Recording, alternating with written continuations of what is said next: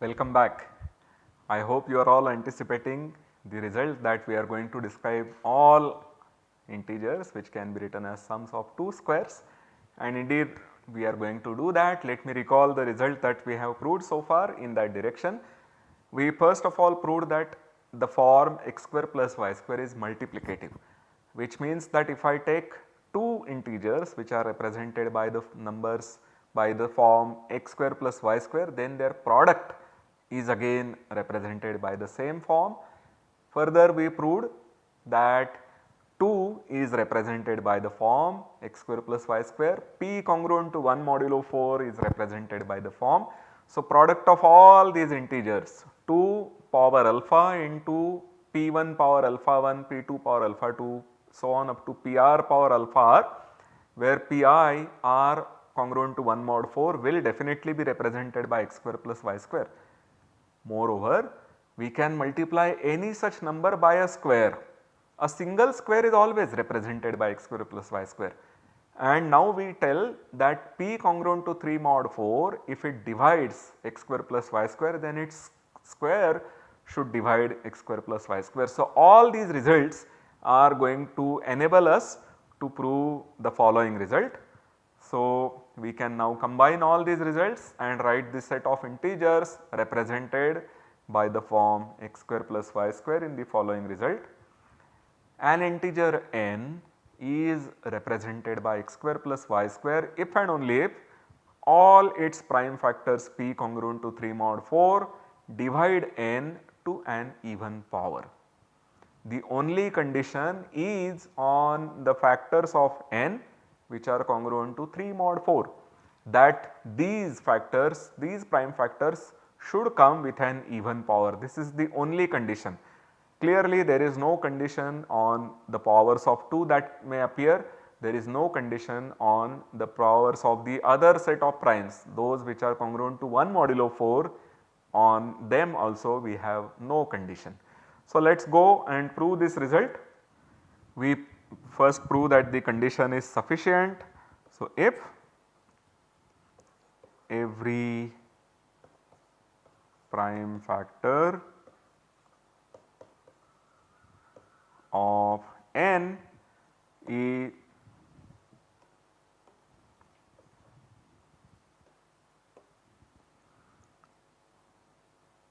p congruent to 3 mod 4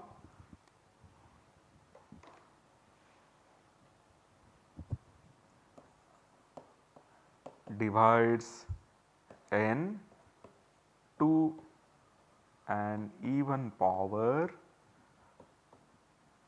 then n is 2 power alpha p1 power alpha 1 dot dot dot pr power alpha r square q1 power beta 1 dot dot dot qs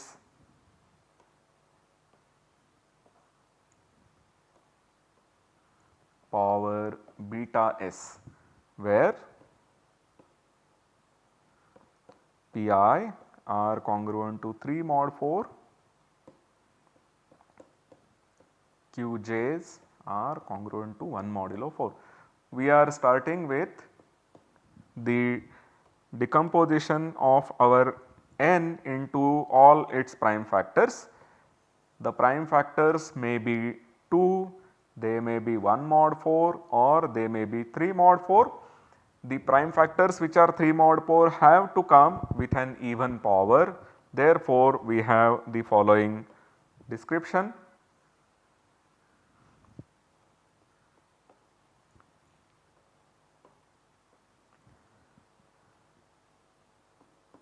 Here 2 power alpha into q1 power beta 1 dot dot dot qs power beta s is represented by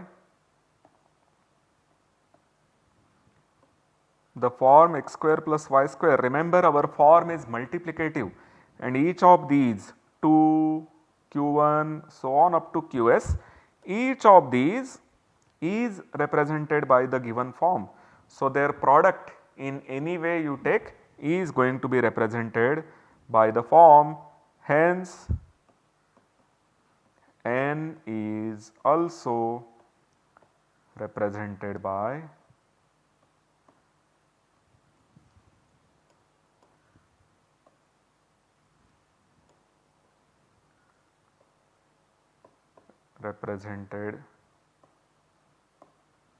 it. So, because n is nothing but a square into this quantity.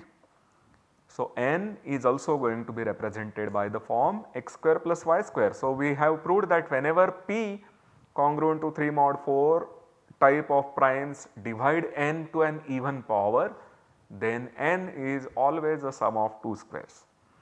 Now, we prove it in the other direction, that when n is a sum of 2 squares and p congruent to 3 mod 4 divides n, it should divide it with an even power. This is very easy. If p congruent to 3 mod 4 divides n, which is sum of 2 squares, then we have proved that p square should divide n. This is something that we have already proved, and we have also proved that p should divide a and p should divide b. So, further we get that a by p square plus b by p square divides, it gives you n by p square. N by p square is a natural number.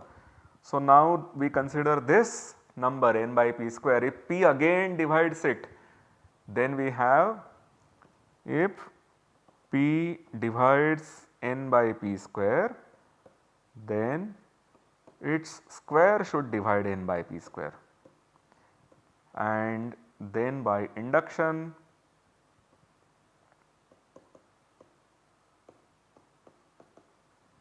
we get that p divides n to an even power. We are reducing the numbers that are represented by a square plus b square in each step. If p divides n, we have p square dividing n, so we will look at n by p square. If p divides this number, then p square should divide this number, so we will look at n by p power 4. These numbers are slowly reducing and ultimately p will stop dividing these numbers, and therefore we will have that p power 2r divides n.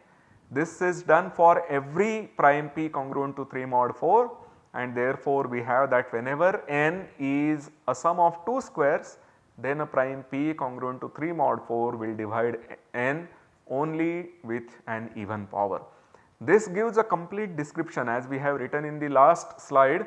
We have that n equal to a square plus b square are of the form where 2 is allowed to come with any power, primes which are congruent to 1 mod 4 they are allowed to come with any power, the primes which are congruent to 3 mod 4 they should come with an even power. This is the only condition which will now determine the whole set of integers which are sums of 2 squares for us completely.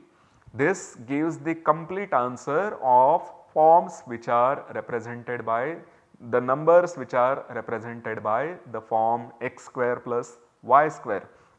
Once we are done with sum of 2 squares, the next natural question is, what about sums of 3 squares? So, when we were looking at sums of 2 squares, it was useful to study the numbers modulo 4, because modulo 4 we know that the numbers, the squares are congruent to 0 or 1. Modulo 4 the numbers are 0, 1, 2 and 3. When we take the squares, 1 and 3 will give the square to be 1, 2 and 0 will give the square to be 0.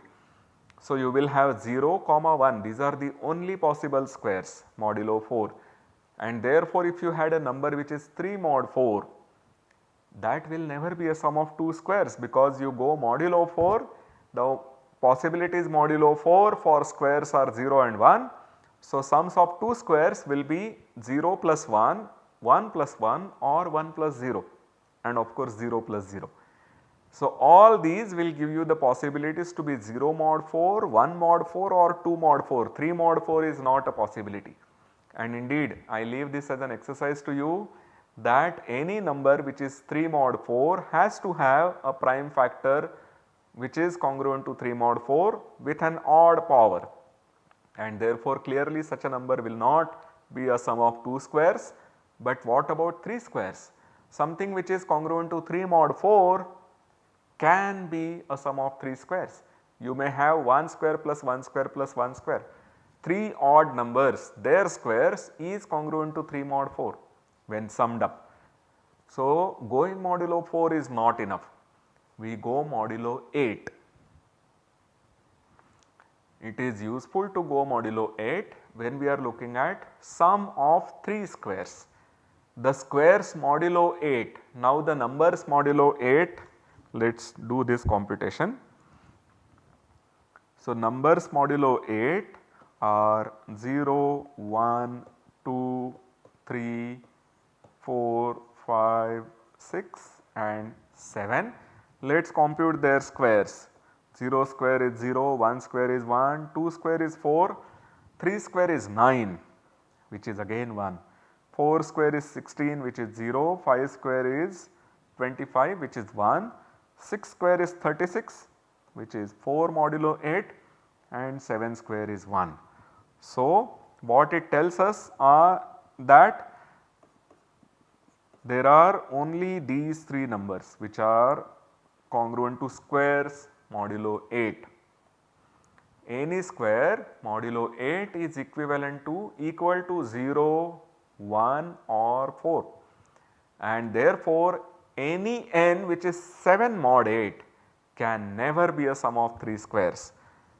Anything else will appear as a sum of 3 squares possibly, but 7 mod 8 will never come as a sum of 3 squares.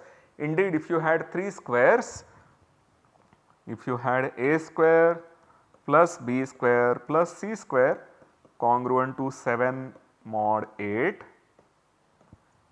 clearly all these a, b, c, their squares cannot come alone from 0 and 1, because then you do not reach 7. If a square and b square and c square come only from 0, 1, you do not reach 7, you will maximum reach 3. So, at least one of them has to be equal to 4. If you take one of them to be 4, now there are only 2 possibilities left. If you take 0, 0, you are stuck at 4. If you take 1, 0 or 0, 1, you are stuck at 5, and if you take 1, 1, you are stuck at 6. There is no way that you are going to get 7. So, 4 plus b square plus c square congruent to 7 mod 8 has no solution. So, if you have a number which is congruent to 7 mod 8, that is never going to be sum of 3 squares. Just like we had that a number which is 3 mod 4 is not a sum of 2 squares, this is a result in one direction. It says that if your number is of this form, it is not a sum of 3 squares. But it would be interesting to have a precise result. Just like we had for 2 squares where we described the set of all integers which are sums of 2 squares, we would like to know what are all integers which can be written as sums of 3 squares. The more precise result is as follows, that any natural number which is not a sum of 3 squares, such a number will have to be of the form 4 power a into 8b plus 7 for some ab non-negative. So, that means if you assume this number to not have the factor 2, then such a number has to be congruent to 7 modulo 8. This is an if and only if statement. You start with an n, a natural number, assume that it is not a sum of 3 squares, then it has to be of this form, which means that if you take an integer which is not of this form, then it has to be a sum of 3 squares. It would have been very interesting to see the proof of this result. But just like sum of 2 squares needed the theory of binary forms, we have used almost everything that we did for binary forms in proving this single theorem. In fact, one may say that we developed this whole theory because we wanted to prove this theorem. We use the equivalence, we use the theory of reduced forms, we use the theory that Hd is 1 for Hd equal to minus 4. We proved that, used that there is only one reduced form up to equivalence. We have used all these things when we studied the numbers which are represented by sums of 2 squares. So, similarly, this result, the proof of this result requires theory of ternary quadratic forms. Some people also call them tertiary quadratic forms. Of course, we are going to skip it because we do not have time to spend some more lectures on the theory of ternary quadratic forms, which is a very interesting theory by the way, and it would tell us this result, it would give us this result, giving us an explicit description of the numbers which are represented by a sum of 3 squares. I should tell you that one important component in the representation for numbers of the form x square plus y square was that the form x square plus y square was multiplicative. That is no longer true. You may have 3 numbers, you may have 2 numbers which are both sums of 3 squares, and you may wonder whether the product is also a sum of 3 squares. That may follow from the description that we have here, but otherwise just by looking at the forms we do not have that result. That means it is not necessary that 2 numbers which are sums of 3 squares have the property that their product is also a sum of 3 squares. So, we are not going to study this. On the other hand, we are going to study the theorem which is one step further, which is Lagrange's theorem.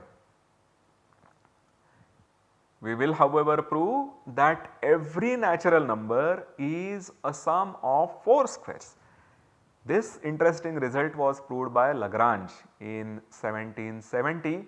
It was stated earlier by other mathematicians, but Lagrange seems to be the one who gave the proof for the first time, and so we know it as Lagrange's theorem, which says that every natural number n is a sum of 4 squares.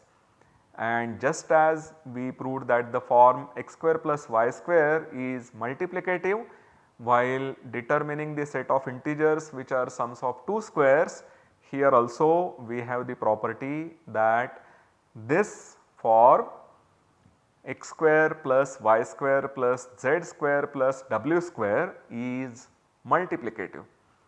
By this I mean that if we have, so if n is a1 square plus b1 square plus c1 square plus d1 square, m is a2 square plus b2 square plus c2 square plus d2 square, then mn equal to a3 square plus b3 square plus c3 square plus d3 square for sum a3, b3, c3, d3 in integers. So, of course, we will be able to write these a3, b3, c3, d3 in terms of a1, b1, c1, d1 and a2, b2, c2, d2. We had used the theory of complex numbers while studying the sums of 2 squares. We saw that x square plus y square is actually the square of the modulus of the complex numbers, complex number x plus iy. Here we have a similar theory. There are numbers which are called quaternions, and it turns out that x square plus y square plus z square plus w square is indeed square of a certain quaternion, and the quaternions are closed under multiplication. So, what we would have is that this is square of one particular quaternion, let us call it Q1, and this is square of some another quaternion called Q2, and then it would follow that we have Q1 Q2 the product and their modulus square is Mn, which is then further written as sum of 4 squares, because the modulus square of a quaternion is a sum of 4 squares. But unless and until we know quaternions, we would not be able to appreciate this. So, let us look at it from another angle.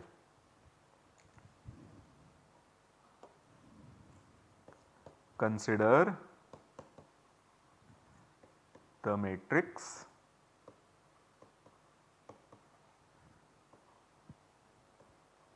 x plus iy and the second diagonal entry is x minus iy. So, that when we take this product we are going to get x square plus ixy minus ixy minus I square y square, which gives us x square plus y square, and we have z plus w there. So, we will take z plus iw and minus of z minus iw. So, we have this matrix, let us call this matrix as A,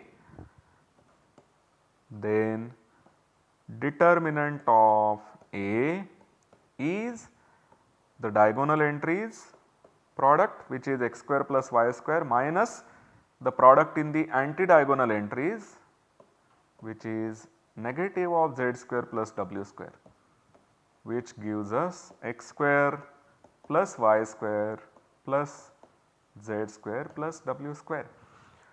So, we have noticed that the matrix of this particular type has the property that its determinant is equal to sum of 4 squares, where those 4 entries are nothing but the real part, imaginary part, real part and imaginary part in the first row. The only thing now that we have to understand is that whenever we take such a matrix, so let me write this matrix once again for you. So, I will call this matrix by alpha and alpha bar here, because if you have the complex number here to be alpha, this number is its complex conjugate. So, you have alpha alpha bar, here I have another complex number beta, then I have negative of beta beta bar. So, our matrix is of the form alpha beta minus beta bar alpha bar. We are looking at the set of these matrices where alpha and beta come from complex numbers. We claim that this is closed under multiplication.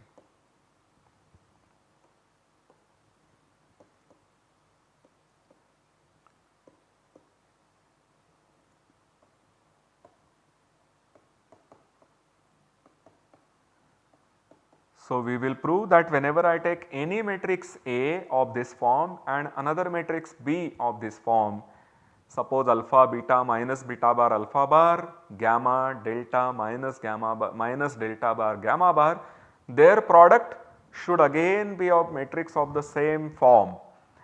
If you have this property, then it will be clear that the A square plus B square plus C square plus D square, which is determinant of one such matrix, into some another, say x square plus y square plus z square plus w square, which is determinant of another such matrix, will again be determinant of their product, which is again of the same form, and so the determinant is going to be a sum of 4 squares once again. So, we have to just prove that when we take alpha beta minus beta bar alpha bar into gamma delta minus delta bar gamma bar, the product is again of the same form.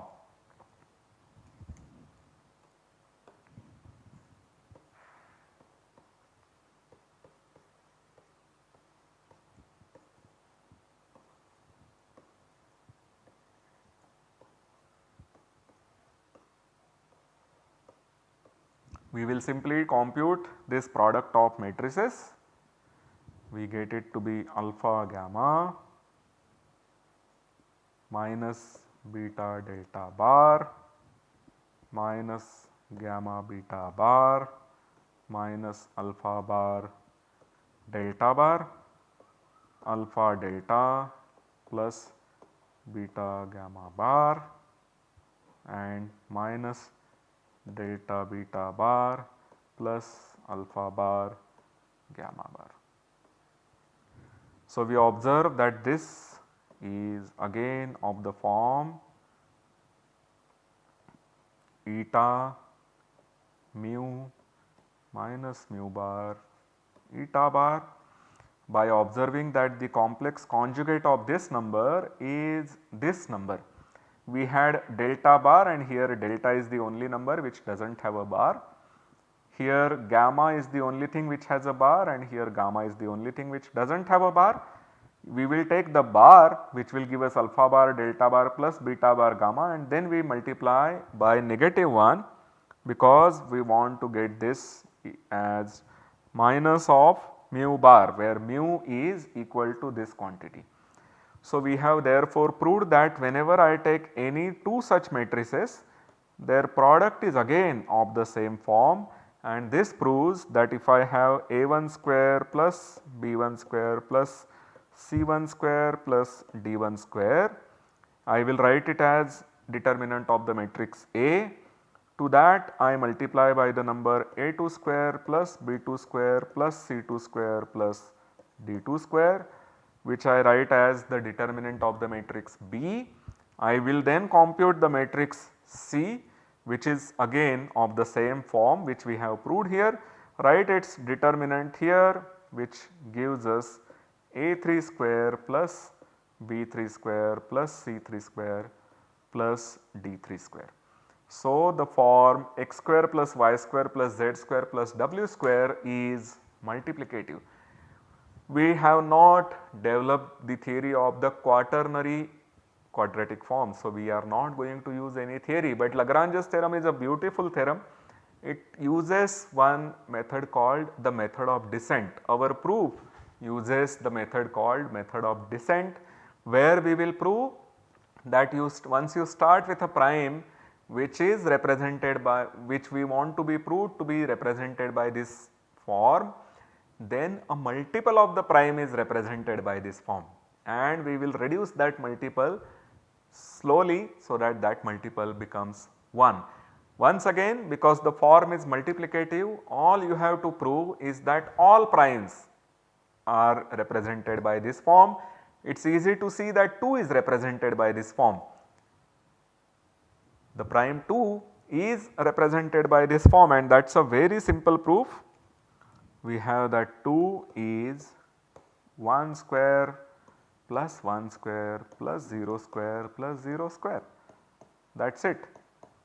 So, 2 is represented by this form and now the only thing we need to do is to show that every odd prime is represented by this form, which is x square plus y square plus z square plus w square.